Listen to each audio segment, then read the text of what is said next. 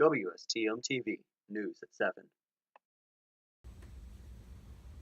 Hello everyone, I'm meteorologist Jesse Wells, and this is your evening news. We've seen some rough weather for the past few days. The recent tornado outbreak has left its mark on Greensboro and in places farther away as well. We've seen 2 EF3 tornadoes, 4 EF2 tornadoes, and another 3 EF1 tornadoes in this area today alone.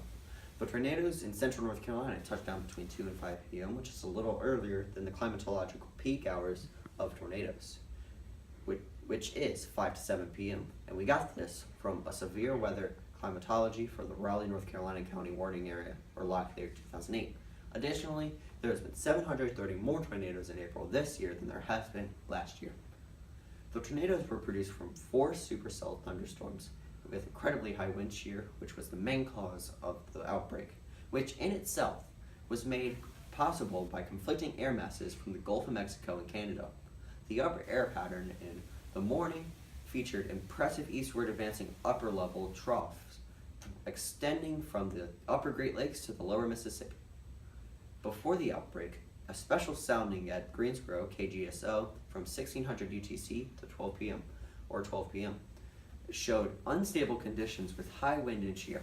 This sounding, combined with other observations, let us know that severe weather was coming. Let's go to my colleague, Logan Hale, to recount the damage. Stay safe, everyone. A total of 30 tornadoes recorded today cost $328 million in damage. There were 9 tornadoes recorded in the National Weather Service County Warning Area, and we'll be showing the damage here. 304 injuries in central NC and 24 deaths took place. The WFO-RHA issued 31 tornado warnings with probability of detection rate 97%, false alarm rate of 48%, and an average lead time of 19.5 minutes. The dangers of this event, as with all tornadoes, mainly include the debris. Small and large debris can be dangerous. The small debris can be forced into your eyes and cause loss of sight, while the large can puncture skin and cause major bodily harm or death. It's not improbable for a person to be carried away and become debris themselves. Furthermore, we've just received information that a tornado is fast approaching downtown Raleigh.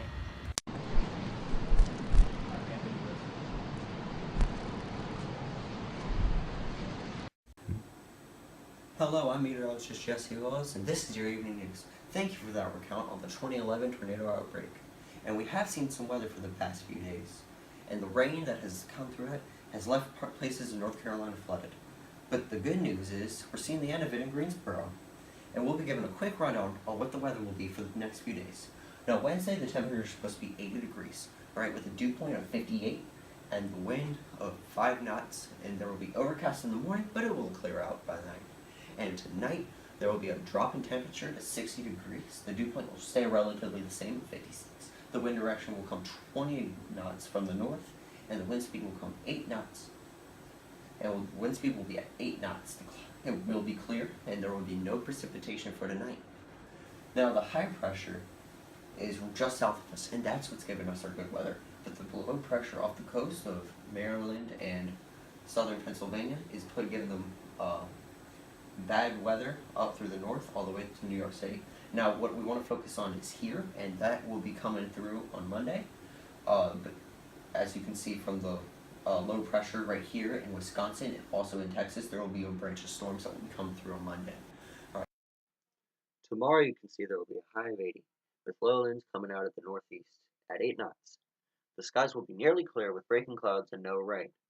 Friday the high will be 87 with wind out of the northeast at 8 knots, just like Thursday. There will be few clouds and no precipitation. On Saturday the high will be 89, and you notice that temperature is getting higher and higher. Winds will be 7 knots from the northeast again. And the skies will be getting mostly cloudy again and with no rain. On Sunday, it will be overcast with a high of 85, with 5-knot winds from, you guessed it, the northeast. There should be no rain, but watch out because we should be getting a low pressure system Monday, which will bring the temperature to drop and possibly some rain. Now let's move on to temperatures. Now here we see some mild temperatures because of the high pressure that we just talked about, and the east and the south, and as you can see here, there's that major drop-off that will be coming supposedly on Monday with those low pressure points here. Alright, and in the north, it's relatively mid-50s. Okay, so now let's move on to dew points. On the coast, there's supposed to be mid to high 50s on both coasts. And as we can see in the Rockies and the western Midwest, there will the dew point will drop off to the mid-20s or the mid-30s. Now moving on to the Doppler radar, what I was talking about the low and high pressures. The high pressure is right here, right, in the darked out screen. And here we see the low pressures in Wisconsin and northern Illinois and northern Oklahoma and Texas, Missouri, and Arkansas. And as you can see here, that's that low pressure off the coast of Maryland and southern Pennsylvania. And moving on to infrared, as I was talking about here, we can see the low pressures here, and that's with rain. And just off the coast, as I was talking about before, the low pressure is hitting Maine and Massachusetts and Connecticut and Rhode Island really hard. Alright, and that's all we have for weather. So I'm Jesse Willis. Thank you again for that 2011 tornado recount, and we'll be back in 10 minutes. Are you a STEM student? Do you have to walk around campus all day with a ton of bricks strapped to your back? It sucks, doesn't it? Having the sun rain down upon you like flaming arrows in the days of old, getting nothing of it but sunburns and severely calloused feet. Well, introducing the beam bag. Multitasking is everybody's favorite way of getting things done this day and age.